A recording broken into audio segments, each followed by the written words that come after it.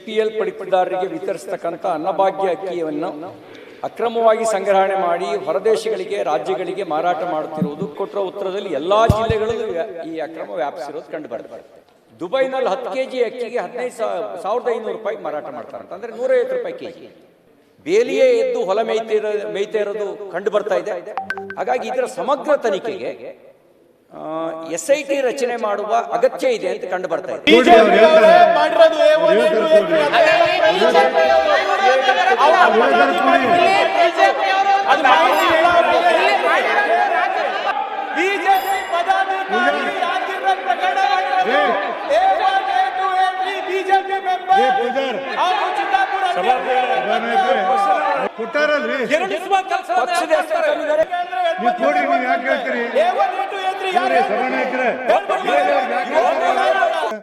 ನಡೆಸಂತ್ರ ಬೇಡ ಅಂತೀರ? ಇಲ್ಲ ಕೊಡ್ರಿ ಮಾನ್ಯ ಸಭಾಪತಿಗಳೇ, ನಾನು ಕೇಳಿದ ಪ್ರಶ್ನೆ, BPL ಪಡಿತರದಾರರಿಗೆ ವಿತರಿಸತಕ್ಕಂಥ ಅನ್ನಭಾಗ್ಯ ಅಕ್ಕಿಯನ್ನು ಅಕ್ರಮವಾಗಿ ಸಂಗ್ರಹಣೆ ಮಾಡಿ ಹೊರದೇಶಗಳಿಗೆ ರಾಜ್ಯಗಳಿಗೆ ಮಾರಾಟ ಮಾಡುತ್ತಿರುವುದು ಸರ್ಕಾರದ ಗಮನಕ್ಕೆ ಬಂದಿದೆಯೇ? ದಾಖಲಾದ ಪ್ರಕರಣದಲ್ಲಿ ಎಷ್ಟು ಕ್ವಿಂಟಾಲ್ ಅಕ್ಕಿಯನ್ನು ವಶಪಡಿಸಿಕೊಳ್ಳಲಾಗಿದೆ, ಎಷ್ಟು ವಾಹನಗಳನ್ನು ಜಪ್ತಿ ಮಾಡಲಾಗಿದೆ ಮತ್ತು ಯಾರ್ಯಾರ ಮೇಲೆ ಮೊಕದ್ದಮೆ ದಾಖಲಿಸಿದಿರಿ? ಅನ್ನಭಾಗ್ಯ ಅಕ್ಕಿಯ ಅಕ್ರಮ ಸಂಗ್ರಹ ಮತ್ತು ಮಾರಾಟದ ಪ್ರಕರಣದ ತನಿಖೆಗೆ ಸರ್ಕಾರ ಆದೇಶ ನೀಡಿದೆಯೇ? ಈ ಪ್ರಕರಣಗಳಲ್ಲಿ ಎಷ್ಟು ಜನರನ್ನು ಬಂಧಿಸಲಾಗಿದೆ? ಇವ್ರು ಕೊಟ್ಟಿರೋ ಉತ್ತರ ಗಮನಿಸಿದಾಗ ಇಡೀ ಹಗರಣ ರಾಜ್ಯವ್ಯಾಪಿ ವ್ಯಾಪಿಸಿರೋದು ಕಂಡು ಬರುತ್ತೆ. ಇವರೇ ಕೊಟ್ಟಿರೋ ಉತ್ತರದಲ್ಲಿ ಎಲ್ಲ ಜಿಲ್ಲೆಗಳಲ್ಲೂ ಈ ಅಕ್ರಮ ವ್ಯಾಪಿಸಿರೋದು ಕಂಡು ಬರುತ್ತೆ. ಮತ್ತು ಮಾಹಿತಿ ಇರೋದೇನು ಅಂದರೆ, ಸಿಂಗಾಪುರದಲ್ಲಿ ಇದೇ ಪಾಲಿಸ್ ಮಾಡಿ ಈ ಅಕ್ಕಿಯನ್ನು 25 kgಗೆ 8,000 ರೂಪಾಯಿ ಮಾರಾಟ ಮಾಡ್ತಾರಂತೆ. ದುಬೈನಲ್ಲಿ 10 kg ಅಕ್ಕಿಗೆ 15,500 ರೂಪಾಯಿಗೆ ಮಾರಾಟ ಮಾಡ್ತಾರಂತ, ಅಂದರೆ 150 ರೂಪಾಯಿ ಕೆಜಿ. FIR ನನ್ನ ಹತ್ರ ಒಂದು ಮಾಹಿತಿ ತಗೊಂಡ್ರ ಪ್ರಕಾರ ಒಂದೊಂದು ಜಿಲ್ಲೆನಲ್ಲೇ 30-40 FIRಗಳು ದಾಖಲಾಗಿದ್ದಾವೆ. ಅಲ್ಲಿಗೆ ಇದರ ಆಳ ಅಗಲ ಬಹಳ ವ್ಯಾಪಕವಾಗಿದೆ. ಬೇಲಿಯೇ ಎದ್ದು ಹೊಲ ಮೇಯ್ತಾ ಇರೋದು ಕಂಡು ಬರ್ತಾ ಇದೆ. ಹಾಗಾಗಿ ಇದರ ಸಮಗ್ರ ತನಿಖೆಗೆ SIT ರಚನೆ ಮಾಡುವ ಅಗತ್ಯ ಇದೆ ಅಂತ ಕಂಡು ಬರ್ತಾ ಇದೆ. ಯಾವುದೋ ಒಂದು ಪ್ರಕರಣ ಆದರೆ ಇಂಡಿವಿಜುವಲ್ ಇನ್ಸಿಡೆಂಟು, ಯಾರೋ ಒಬ್ಬ ಮೋಸ ಮಾಡಿದ್ದಾನೆ ಅಂತ ಅನ್ಕೋಬಹುದು. ಮಾನ್ಯ ಸಭಾಪತಿ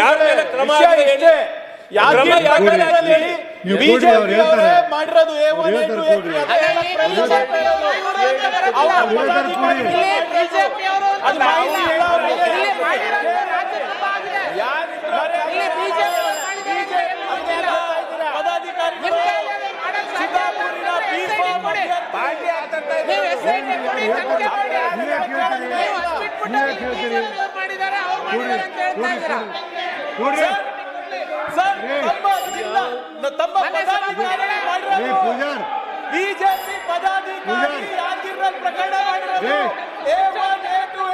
ಬಿಜೆಪಿ ಮೆಂಬರ್ ಹಾಗೂ ಚಿತ್ತಾಪುರ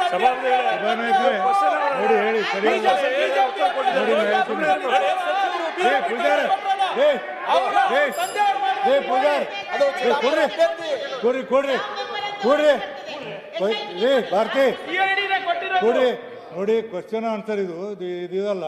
ಕ್ವಶನ್ ಕೇಳಿದ್ರೆ ಕೊಟ್ಟು ಎಲ್ಲರೂ ಎದ್ದು ನಿಂತರ ಇದೇನು ನಡೆಸಂತೀರ ಬೇಡ ಅಂತೀರ?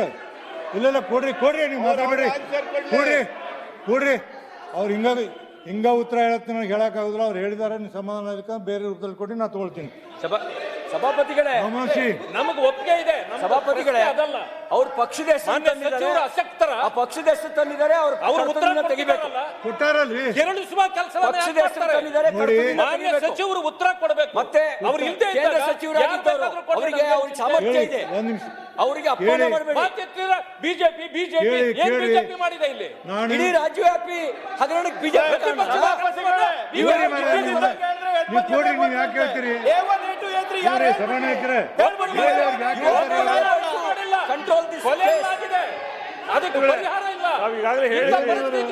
ಅಲ್ಲಿ ನಿಮ್ಗೇನು ತಿಳಿದಿಲ್ಲ, ಕ್ವಶನ್ ಆನ್ಸರ್ ಹೇಳಿದೀನಿ, ನಿಮ್ಮ ಉತ್ತರ ಕೊಟ್ಟಾರ, ನಿಮ್ಮ ಸಮಾಧಾನಕ್ಕೆ ಬೇರೆ ರೂಪದಲ್ಲಿ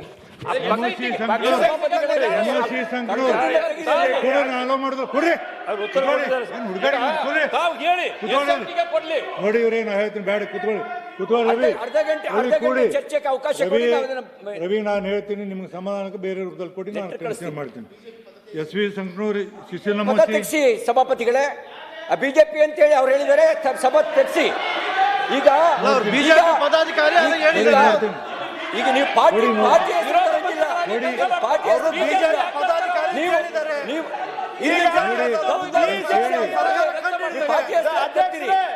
ಪಾರ್ಟಿ ಈಗ ಈಗ ಈಗ ದೇಶವ್ಯಾಪಿ ಆಂದೋಲನ ನಡೆದಿದೆ.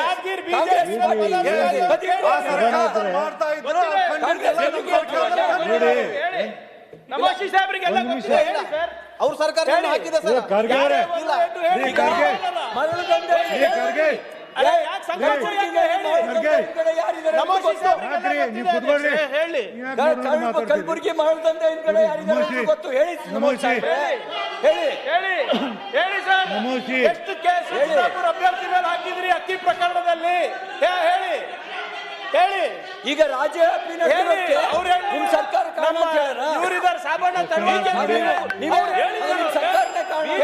ಗುರಿ ಮಾಡಬಾರ್ದು. ಅರೆ ವಿರೋಧ ಪಕ್ಷವಾಗಿ ನೀವು ಯಾಕೆ ಹೇಳ್ತೀರಿ?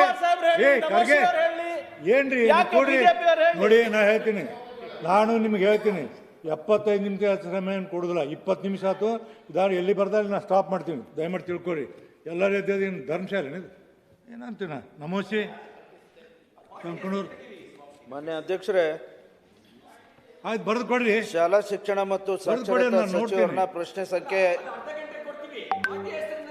ಕೊಡಿ ಕೊಡಿ, ನಾನು ನೋಡ್ತೀನಿ. ಕಾಂಗ್ರೆಸ್ ರಾಜ್ಯವ್ಯಾಪಿ ಹಗರಣ ಕೊಡಿ, ನಾನು ನೋಡ್ತೀನಿ. ನ್ಯಾಷನಲ್ ಹೆರಾಲ್ಡ್ ಕೇಸು ಕಾಂಗ್ರೆಸ್ ಕಾರಣ ಅಂತ ಹೇಳಿ ಹಂಗಾರೆ ನೀವೇ ಕಳ್ರು ಅಂತ ಹೇಳೋಣ. ರವಿ ಸಭಾಪತಿಗಳೇ ಒಂದು ನಿಮಿಷ ನಾನು ಉತ್ತರ ಹೇಳ್ತೀನಿ. ಬ್ಯಾಡ್ರಿ ಅಲ್ಲಲ್ಲ ಒಂದು ನಿಮಿಷ ಹೇಳ್ಬೇಕು. ಮುಂದೆ ಕೇಳಿನ್ರಿ. ರಾಜಕೀಯವಾಗಿ ಬೇರೆಯವ್ರು ಕರೆದಿನ್ರಿ. ಬೇರೆಯವ್ರು ಕರೆದಿನಿ. ಫುಡ್ ಡಿಪಾರ್ಟ್ಮೆಂಟ್ ಬೇರೆಯವ್ರು ಕರೆದಿನಿ. ಈಗ ಈ ಸರ್ಕಾರ ಬಂದಲ್ಲ, ಹಿಂದಿನ ಸರ್ಕಾರ ಬೇರೆಯವ್ರು ಕರೆದಿನಿ. ಅದೆಲ್ಲ ರೆಕಾರ್ಡ್ಗೆ ಹೋಗೋದಲ್ಲ. ನಮೋಸಿ. ಮಾನ್ಯ ಅಧ್ಯಕ್ಷರೇ, ಶಾಲಾ ಶಿಕ್ಷಣ ಮತ್ತು ಸಾಕ್ಷರತಾ ಸಚಿವರನ್ನ ಪ್ರಶ್ನೆ ಸಂಖ್ಯೆ 157 ಕೇಳ್ತೀನಿ. ಮಾನ್ಯ ಅಧ್ಯಕ್ಷರೇ, ಉತ್ತರವನ್ನು ಒದಗಿಸಲಾಗಿದೆ. ಮಾನ್ಯ ಅಧ್ಯಕ್ಷರೇ, ಪ್ರಶ್ನೆ ಇರೋದು 2015 ನಂತರ ಪ್ರಾಥಮಿಕ ಪ್ರೌಢ ಮತ್ತು PU ಕಾಲೇಜ್ಗಳಲ್ಲಿ ಖಾಲಿ ಹುದ್ದೆಗಳನ್ನು ತುಂಬ್ತಾ ಇಲ್ಲ. 10-11 ವರ್ಷದಿಂದ ಇವು ಖಾಲಿ ಇದ್ದಾವೆ.